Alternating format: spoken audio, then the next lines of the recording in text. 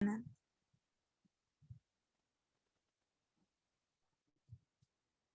Okay, तो solvency का बोल रही थी, सॉल्वेंसी का मतलब समझ आ गया सबको?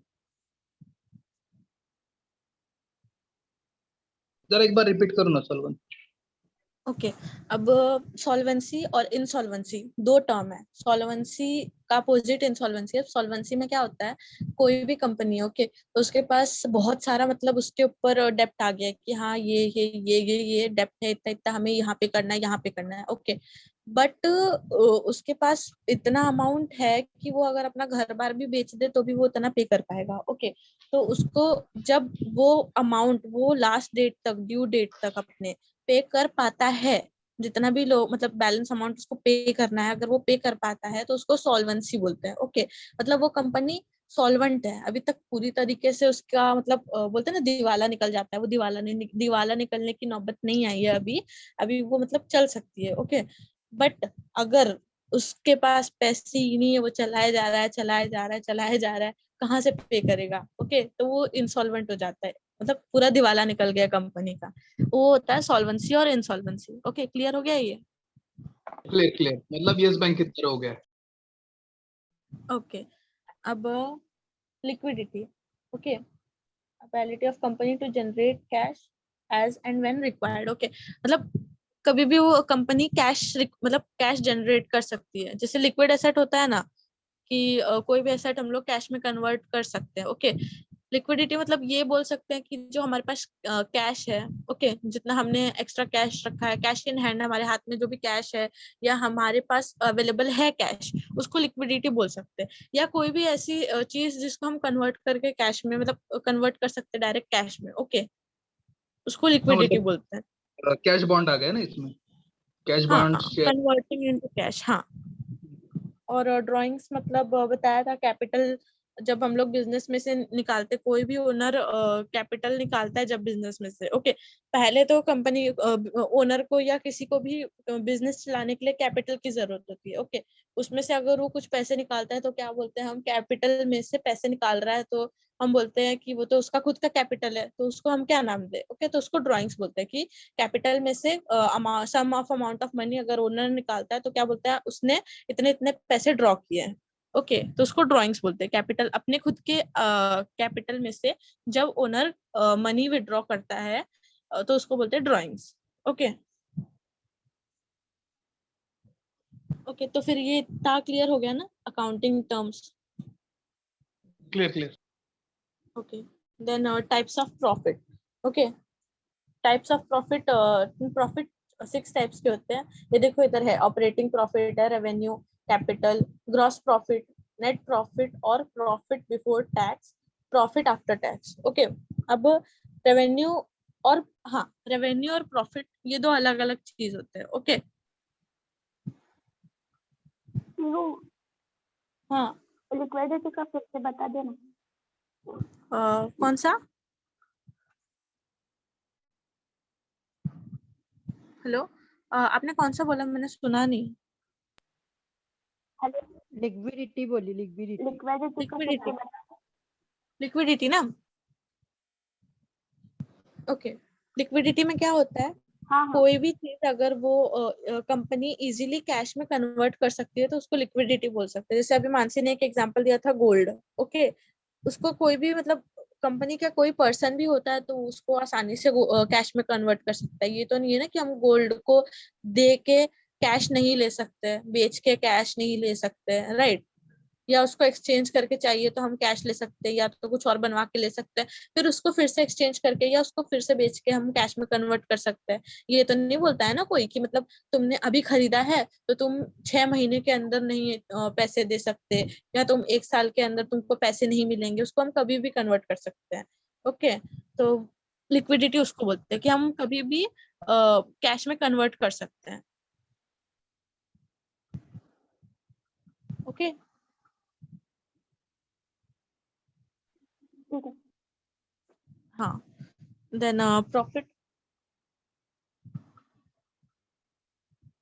ओके।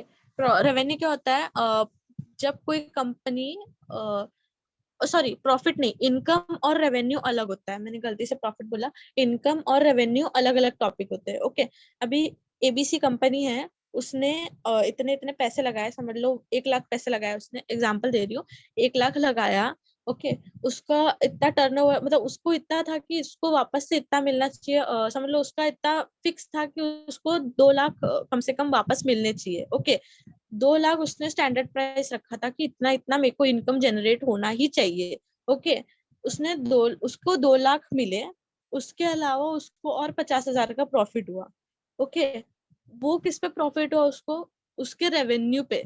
जब उसको उसके 2 लाख वाले इनकम में, इनकम के अंदर उसको 50,000 एक्स्ट्रा मिले, तो उसको हम 50,000 को क्या बोलते हैं? रेवेन्यू प्रॉफिट, क्योंकि वो रेवेन्यू से रिलेटेड है। Okay,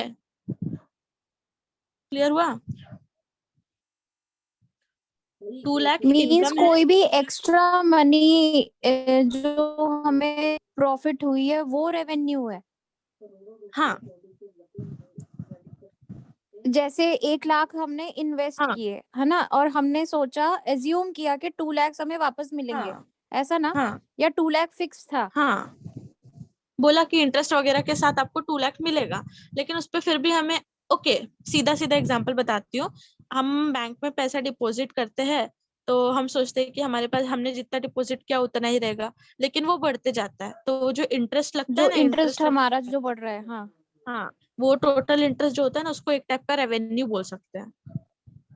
okay. क्योंकि उसके लिए हमने कुछ मेहनत नहीं की ना, वो हमें अपने आप मिल रही है।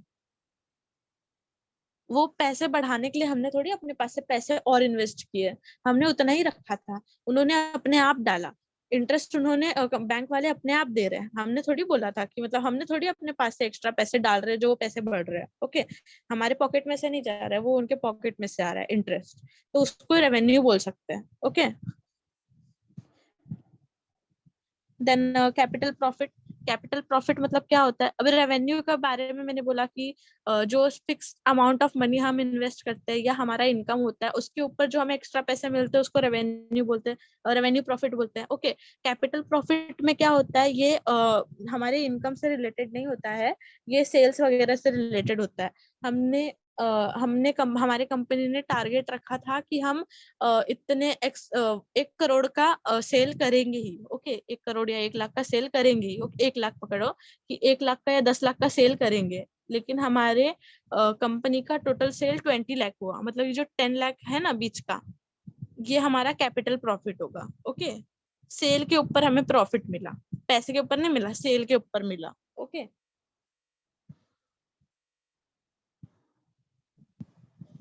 ओके, तो रेवेन्यू एक तरीके का हमारा बोनस है, जैसे इनकम में हाँ हमें कभी बोनस मिल गया। और हाँ कैपिटल जो है कि वो जो प्रॉफिट जो हमें सेल हमने जो किया है उस पे मिला, हाँ जो भी हमने बेचा सामान, यही हाँ, ना? या तो ये भी बोल सकते हैं कि अभी मैं एक एग्जांपल देती हूँ। मैंने, जब हम लोग यहाँ पे आए थे जहाँ पे हम लोग रह रहे हैं, ये वाला जो रूम था ये 4 लाख में मिला था, आई गेस आज से 15-16 साल पहले 4 लाख में मिला था। ये वाला रूम हमने खरीदा था जिसमें मैं रह रही हूँ। ओके, ये अगर हम आज के टाइम पे बेचने जाएंगे तो ऑफकोर्स 2 BH के 26-30 लाख में तो जाएगा ही। ओके, बिल्डिंग वगैरह बड़ी है तो 26-30 लाख में जाएगा ही। तो ये हमने थोड़ी ना पैसे पे हमें मिल रहा है, ये एक एसेट पे मिल रहा है। या कोई बोलते हैं हमारा कैपिटल है, ओके, ये भी मान के चल सकते हैं कि हमारा कैपिटल है, उस पे मिल रहा है ना? तो इसको बोलते हैं कैपिटल प्रॉफिट। ओके,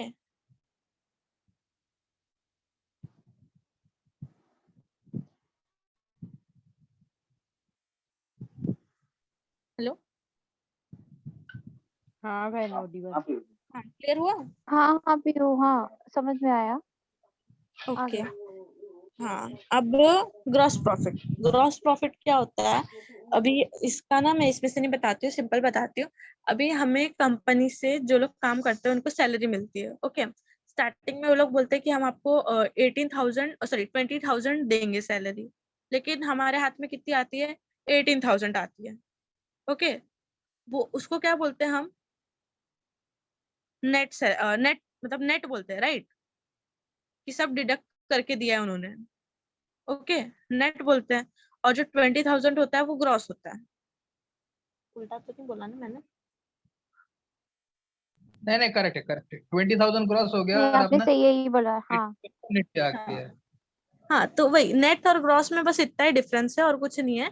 और फिर ये तो जब हम लोग बैलेंस शीट बनाते हैं ना, सॉरी प्रॉफिट एंड लॉस और ट्रेडिंग अकाउंट बनाते हैं ना, तब क्लियर होता है।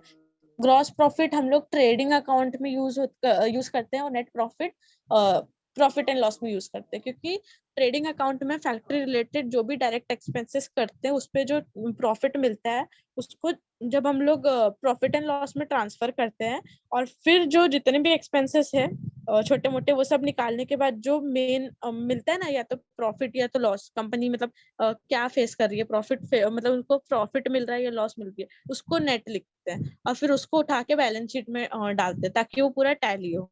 ओके, ग्रॉस और नेट का मतलब क्लियर हो गया। ओके, ये पीबीटी ना जब हम लोग प्रैक्टिकल सॉल्व करेंगे ना पीबीटी और पीएटी तब बताऊंगी। इसका सीधा सीधा मीनिंग यही है, प्रॉफिट बिफोर टैक्स और प्रॉफिट आफ्टर टैक्स। मतलब इसमें टैक्स वगैरह ऐड करते हैं और इसमें टैक्स वगैरह के बाद। हाँ, जब अपन ग्रॉस प्रॉफिट और वो नेट प्रॉफिट निकालते हैं ना, तो इसमें ऐड करके निकालते हैं, इसमें लेस करके क्वेश्चन करेंगे जब समझ में आएगा। जो उस दिन वो मैम बता रही थी मानसी, ये पीएटी, ये वही है। हाँ हाँ, हाँ प्रॉफिट एक्चुअली आफ्टर कैसा है टैक्स। पता है, अभी मैं जो फाइनेंशियल स्टेटमेंट बता रही हूँ ना, वो पहले यूज करते थे 11th-12th में। अब जो हमें यूज करना है आगे जाके वो अलग है। ओके, पहले वाला टी फॉर्मेट में था और अभी हमें पूरा वर्टिकल फॉर्मेट है। ओके, हम लोग तो वर्टिकल वाला ही उससे क्या देखेंगे। फर्क पड़ता है, मतलब क्या चीज है ये? कुछ मेरे नहीं को तो पड़ता नहीं है, पता। बस कैसा है, फॉर्मेट चेंज फॉर्मेट कर दिया, डिफरेंट हो एडवांस गया। कर दिया। हाँ, एडवांस कर दिया। ठीक है पहले वाला ठीक है। फॉर्मेट बहुत ही लेंदी था और मतलब टाइम कंज्यूमिंग था, अभी वाला नहीं है। मैं ना शेयर कर दूंगी ग्रुप में तो समझ में आ जाएगा, पहले वाला भी और अभी वाला भी। Okay, then dividend. अच्छा, किसी को डिविडेंड के बारे में पता है? हाँ, डिविडेंड अपना प्रॉफिट डिविडेंड होता है। हाँ, मतलब एक टाइप का प्रॉफिट है लेकिन वो प्रॉफिट नहीं होता। ये डिविडेंड एक टाइप का जो अपना जो हमने इन्वेस्ट किया है उसके ऊपर जो एक फिक्स अमाउंट मिलता है अपने को फ्रॉम द हाँ कंपनी जिसमें हम इन्वेस्ट कर रहे हाँ हैं। हाँ करेक्ट। हाँ। अभी कंपनी, हमारी कंपनी किसी और कंपनी की इन्वेस्टर है, हमारी कंपनी ने इतना इतना इन्वेस्ट किया और उसको एक्स्ट्रा अर्निंग हुई। ओके, तो उसको उस एक्स्ट्रा अर्निंग को डिविडेंड बोला जाता है, इन्वेस्टमेंट पे जो मिलती है या हाँ, मतलब कंपनी के पास ज्यादातर रहती है। मानो मतलब मैंने टाटा पावर के शेयर में इन्वेस्ट किया टाटा पावर में। हाँ, और टाटा पावर प्रॉफिट में जा रही है तो जो प्रॉफिट का जो अमाउंट है वो अपने शेयर होल्डर्स के साथ में वो कंपनी शेयर करेगी, तो वो जो अमाउंट हाँ मुझे देगी मेरे इन्वेस्टमेंट हाँ के ऊपर एक्स्ट्रा, वो हो गया मेरा डिविडेंड। करेक्ट ना? हाँ हाँ, करेक्ट। एक डिफरेंस इसमें ऐड करना चाहता हूँ मैं। हाँ एक्चुअली टाटा पावर अगर प्रॉफिट में जा रही है तो उसका जितना प्रॉफिट होगा, मतलब ग्रॉस प्रॉफिट हो या प्रॉफिट आफ्टर टैक्स हो, वो पूरा डिविडेंड के रूल्स मतलब डिविडेंड के हिसाब से डिस्ट्रीब्यूट नहीं होगा। उसमें फिर बोर्ड डायरेक्टर्स जो है वो डिसाइड करेंगे कि इसमें से कितना हम लोग को शेयर होल्डर्स को एज अ डिविडेंड देना है, जिसको इंटरम डिविडेंड बोलते हैं। After yes that, correct. हाँ, आफ्टर करेक्ट। दैट वो डिस्ट्रीब्यूट होगा। तो ऐसा नहीं, हाँ, बिना कंपनी लेके कैन नहीं decide that they don't want to pay any dividend to the share holders also. That yes is correct completely, correct हाँ, completely company choice, Tata Power का चॉइस है, वो देंगे नहीं एग्जैक्टली देंगे, कितना देना एग्जैक्टली। है अच्छा, क्या मेरा देना है एक क्वेश्चन है, ये तो फिर कैपिटल का मतलब क्या हुआ? वो भी तो सेम ही हुआ ना, कि एक्स्ट्रा जो हमें मिला। Capital gain is different. Capital gain is basically on your assets. जैसे पीहू ने बताया ना कि अगर तुमने घर खरीदा है, there are two types of assets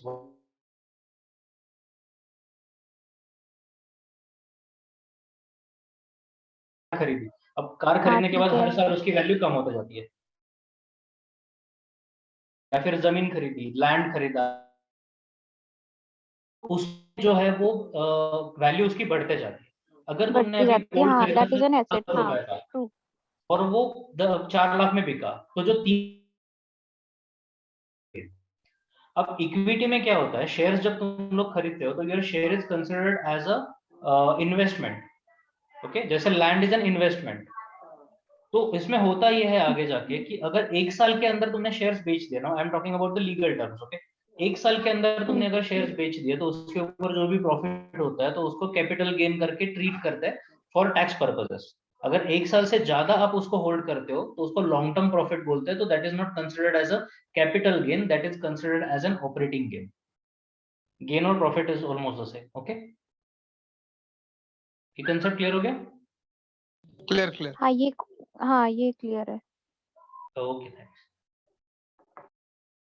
अच्छा, मैं ये बोल रही थी, किसी को प्रेफरेंस शेयर होल्डर और इक्विटी शेयर होल्डर का की डिफरेंस मालूम है? एक्चुअली मेरे को याद नहीं आ रहा। प्रेफरेंशियल अलॉटमेंट का बोल रहे हो? मतलब एग्जैक्टली क्या होते हैं दोनों? इतना पता है कि प्रेफरेंस शेयर होल्डर्स को ज्यादा प्रेफरेंस दिया जाता है और इक्विटी शेयर होल्डर्स अलग होते हैं, पर क्या मतलब की डिफरेंस क्या है? मैंने पढ़ा था बट मेरे को उतना क्लियर नहीं हुआ। मेरे को एग्जैक्टली याद नहीं है, बट जितना मैंने थोड़ा बहुत पढ़ा था, तो प्रेफरेंस शेयर होल्डर्स जो होते हैं basically they have a larger share than what is prescribed by government. तो उसका कुछ थ्रेशोल्ड है, आई थिंक 5 लाख रुपीस या फिर ऐसा कुछ। उससे ज्यादा अगर शेयर्स उनके पास होते हैं तो they have special privileges when they are voting on to the public resolutions in their EGM and AGM kind of environments. और दूसरा ये भी होता है कि प्रेफरेंशियल अलॉटमेंट जो होता है that goes for your investors, large investors और institutional investors, they may be domestic और फॉरेन, बट उनको जो होता है तो वहां पे they can also have their representation in the board. So just because they are holding 30-35% of the share of your company, they might say that we want to depute one person as a director of this particular company, so you have to accommodate them in the board of the directors also. Okay. और equity share holder are the retail share holders like us, जिनके पास थोड़े बहुत share होता है। तो हम लोग को उतना मतलब डायरेक्टली मैनेजमेंट में वॉइस नहीं होता है। प्रेफरेंस शेयर होल्डर जो होते हैं उनको वॉइस होता है। ओके, मतलब preference share holders board of this directors is what I remember. This might not be perfect, तो आप एक बार इसको सर्च भी कर लो। अगर मेरा कंसेप्ट गलत है तो मेरे को बता भी देना। ओके, मैं ना एक सारा उनको पूछ के फिर क्लियर करती हूँ। बताया था उन्होंने बट मैं भूल गई।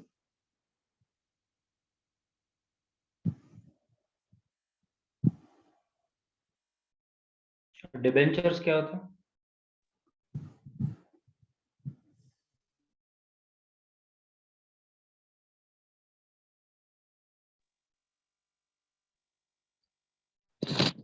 डिबेंचर्स का मैंने एक बार पढ़ा था।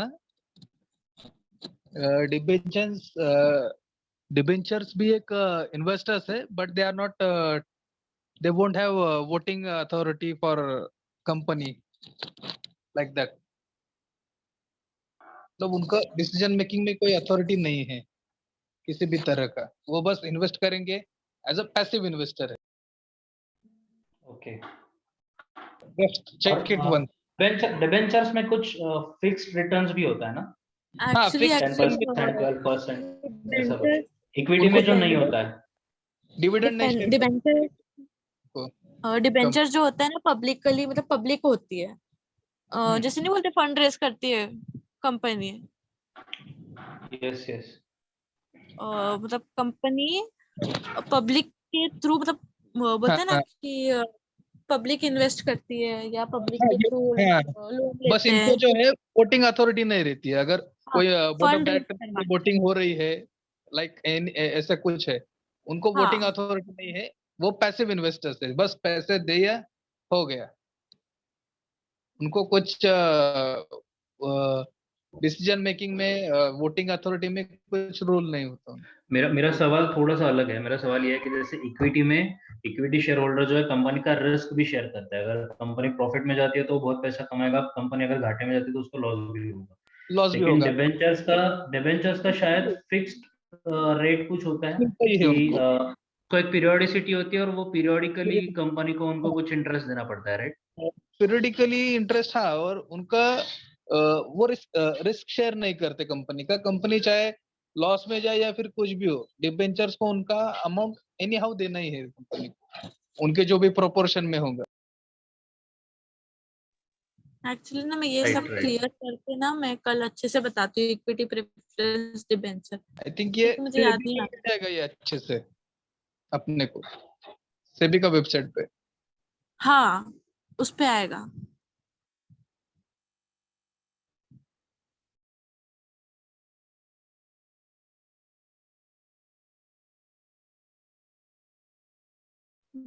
सुन, कल से इधर से कंटिन्यू करना, अब तो 5 मिनट बाकी हो क्लास में, एंड ओके करते। चलेगा। या ऐसे ये करना, एसेट ठीक वाला है? पार्ट कंप्लीट कर लेते हैं, थोड़ा सा ही छोटा सा ये बता दिया मैंने, हो जाएगा 5 मिनट में। ओके। हाँ बता दो। टाइप्स ऑफ एसेट मैंने बताए थे, पहले तो मैंने बस इतना ही बोला था, फिक्स एसेट और करंट एसेट होते हैं, बट और भी 2 टाइप होते हैं, वो इन्वेस्टमेंट और फिक्टिशियस एसेट। ओके। अब फिक्स एसेट में तो मैंने बताया था कि लॉन्ग टर्म के लिए होता है, और करंट एसेट शॉर्ट टर्म के लिए होता है। फिक्स एसेट 2 टाइप में डिवाइड होते हैं, टेंजिबल और एक इनटेंजिबल। टेंजिबल मतलब क्या, जिसको हम देख सकते हैं। ओके, देख सकते हैं, टच कर सकते हैं। ओके। और इनटेंजिबल मतलब क्या हो गया, इनटेंजिबल मतलब क्या हो गया, जिसको हम देख नहीं सकते, टच नहीं कर सकते। ओके, फील नहीं मतलब फील कर सकते हैं, बट वो विजिबल नहीं होता। ओके। फॉर एग्जाम्पल हो गया गुडविल, कंपनी का रेपुटेशन, ये थोड़ी दिखता है कि मतलब कितना है, वो भी एक टाइप का एसेट ही होता है कंपनी के लिए, कि हमारी कंपनी इतनी इतनी रेप्यूटेड है। ऑफ कोर्स रेप्यूटेड है तो फिर इन्वेस्टर्स अट्रैक्ट होंगे। ओके, शेयर होल्डर्स आएंगे, मतलब इन्वेस्टर्स अट्रैक्ट होंगे, कस्टमर अट्रैक्ट होंगे। ओके, तो वो गुडविल होता है। ओके, गुडविल का इसके लिए यूज होता है। ओके, और गुडविल दिखता नहीं है तो वो इंटेंजिबल एसेट में हो गया। और पेटेंट्स होता है, कॉपीराइट्स होते हैं। ओके, ये सब हम लोग फील नहीं कर सकते, टच नहीं कर सकते, बस देख सकते, मतलब बोलते हैं ना कि उसकी बोलते हैं ना कि एक वर्ड है उसके लिए,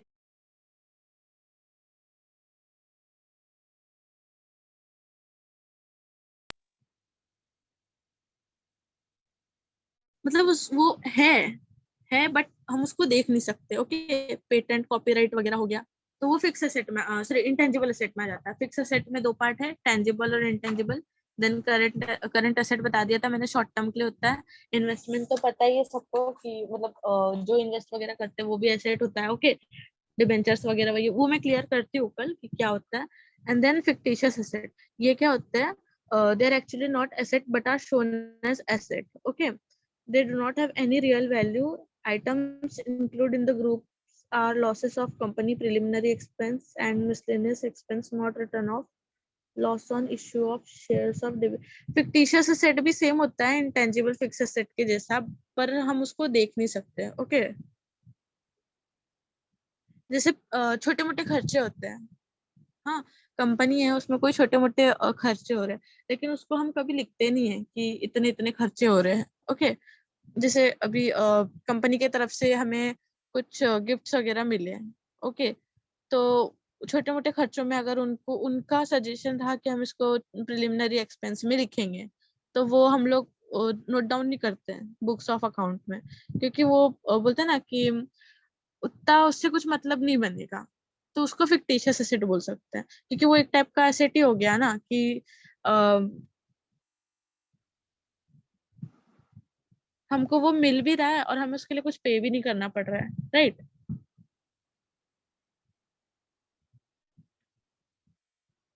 तो फिक्टिशियस एसेट क्लियर हो गया। नहीं, एक बार फिर से बना प्लीज।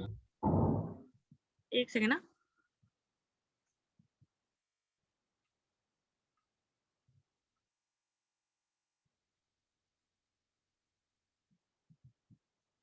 ओके। बुक में ना आई गेस कुछ तो उल्टा ही दिया है, समझ में नहीं आ रहा, मैंने अभी गूगल किया। तो एक एग्जांपल देते हैं फिक्टिशियस एसेट का, जो मार्केटिंग एक्सपेंस में, प्रमोशनल मार्केटिंग एक्सपेंसेस होते हैं मार्केटिंग में, मार्केटिंग डिपार्टमेंट में।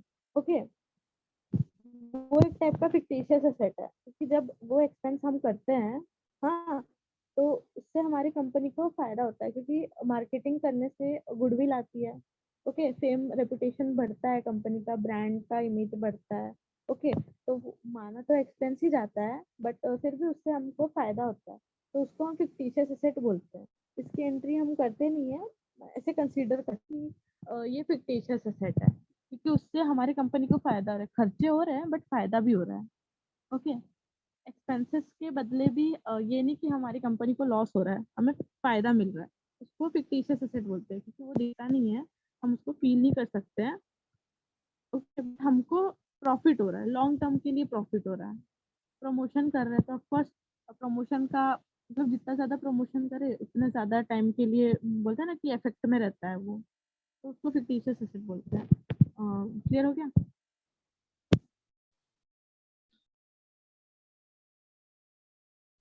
एंड टाइम हो गया है, टाइम हो गया है वाली क्लास का। हाँ, ये हो गया ना क्लियर, मतलब ये टाइप्स ऑफ एसेट। हाँ हो गया। चल ठीक है, वाली क्लास में मिलते हैं, टाइम हो गया। ठीक है किचन में ठीक भी है। आ जाओ। हाँ।